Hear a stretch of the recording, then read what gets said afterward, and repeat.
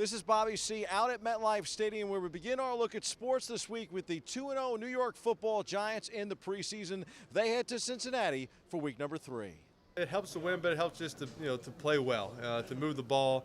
Getting guys. A lot of receivers are making plays down the field. On go routes and getting open. So I think when it makes the competition good at practice, it makes guys hungry to want to get in and make plays, and you see the competitiveness, and I think that's good for the team.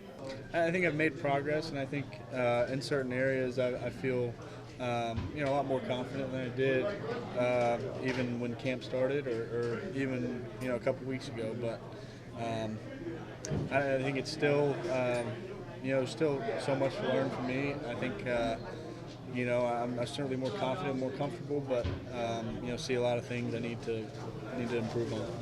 Especially just starting with the first group, everybody was running to the ball, communicating better, getting lined up, and just executing their job. And then there was no drop off once the rest of the units came in. We played with high energy, was executing our jobs and assignments. And should we look up, we were having some good results every time we we looked up at the scoreboard or at the stat sheet. So just wanted to continue it, have the end goal in mind, and that was just to finish.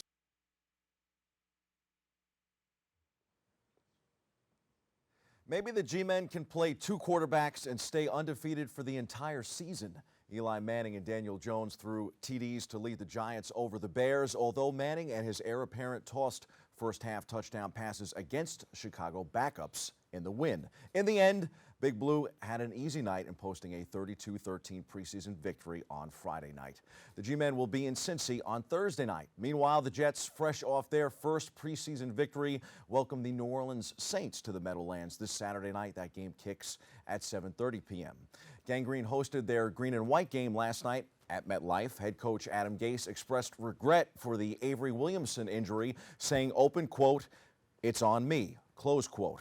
Give him credit for owning it. You can bet some players were questioning why Williamson, a popular player and a terrific linebacker, was the only starter in a preseason game so late in the first half. That injury happened in preseason week 2 against the Falcons. On to baseball, Pete Alonso hit his 40th home run to break the National League rookie record, capping a late outburst by the New York Mets and their 11-5 victory over the Kansas City Royals on Sunday. With a 9th inning solo shot off Royals pitcher Jacob Barnes on Sunday, Alonso secured the record. He now has 40 with 36 games left in the regular season. Cody Bellinger, currently the home run leader with 42, hit 39 homers in his rookie season in 2017, holding the record until yesterday. The major league record is 52, set by Yankees star Aaron Judge, also in 2017. Judge had broken Mark McGwire's record of 49 all the way back in 1987. Alonso went 3 for 4 with a walk, an RBI double, and 3 runs scored along with the homer. He's now batting .271 with a .979 OPS with those 40 homers and 95 RBI on the season. Rookie of the year, indeed. More importantly, the Mets improved to 64-60. They have the same exact record as the Philadelphia Phillies and the Milwaukee Brewers, sitting a game and a half out of that second wild card. Good for the Mets. Rooting hard for that Subway Series World Series rematch. Hey, you never know.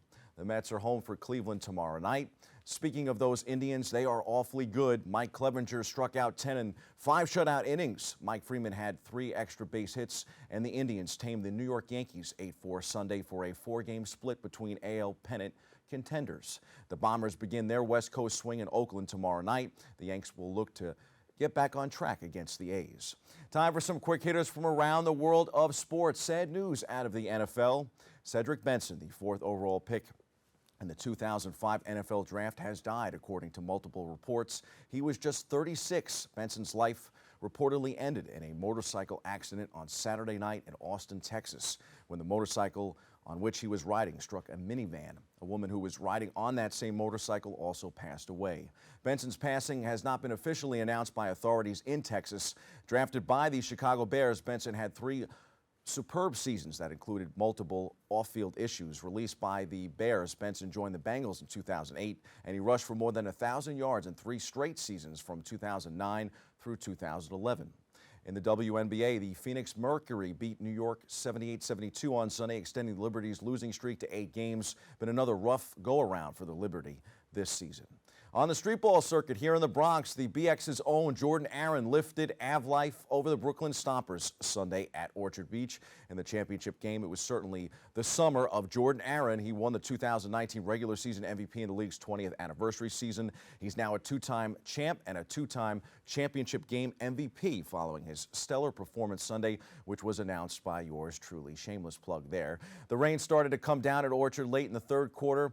That game was moved to the PAL on Longwood, and it was another comeback victory for Av Life and Mr. Aaron. Congrats to both of them. Sunday also saw record numbers for the Slam Summer Classic Volume 2 out at Dyckman Park in Washington Heights. 20 of the best high school players in the country at one of the most iconic venues. You can watch the replay at slamonline.com. Those games also featured this dude's voice.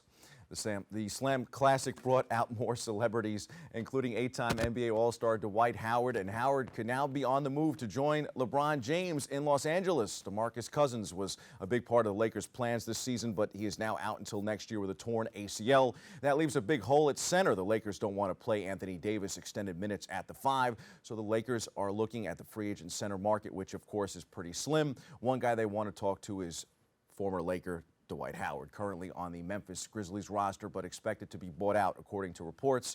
Expect Howard to rejoin the Lakers because he told me so.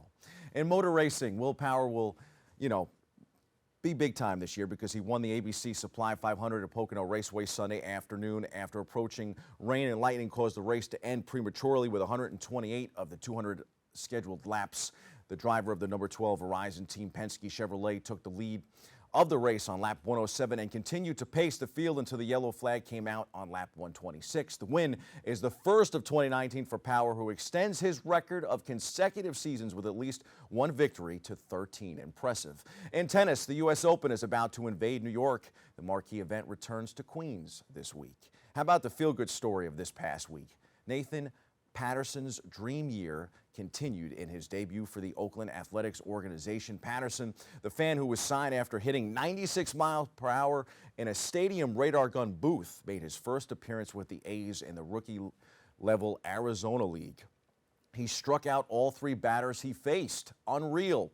The 23-year-old Patterson made headlines when he threw 90-plus mile-per-hour pitches in a radar gun booth at a Colorado Rockies game. Can you believe that? The A's, who had seen his previous viral-worthy radar gun throws last year, signed him to a minor league contract.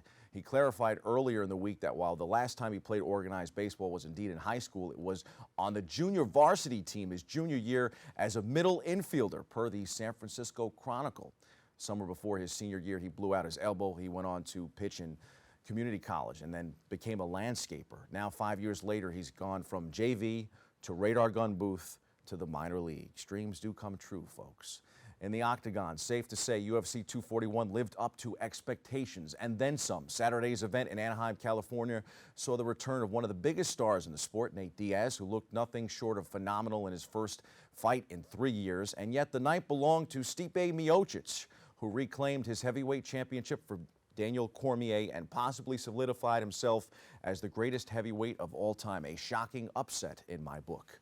Those are the headlines. We hit the C-list for some perspective on Miocic, Cormier.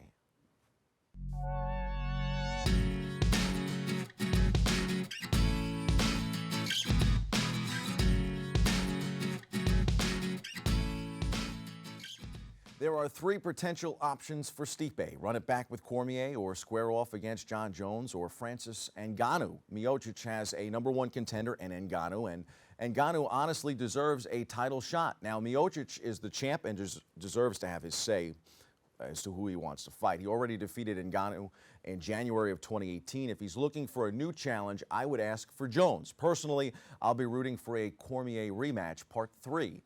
On to that side of things, I have, no doubt Cormier has years of competition left if he wants it. He looked great on Saturday until the tide turned in a big way in the 4th round. Some are suggesting retirement for him. He's had one of the most distinguished careers in the sport's history, but I do hope he doesn't leave on this note. The sport is undeniably better with DC. He should come back and reclaim the heavyweight title. Share your thoughts with me at The Voice Bobby C on social media. That's your sports. I'm Bobby C. Stay tuned. More Open back after this.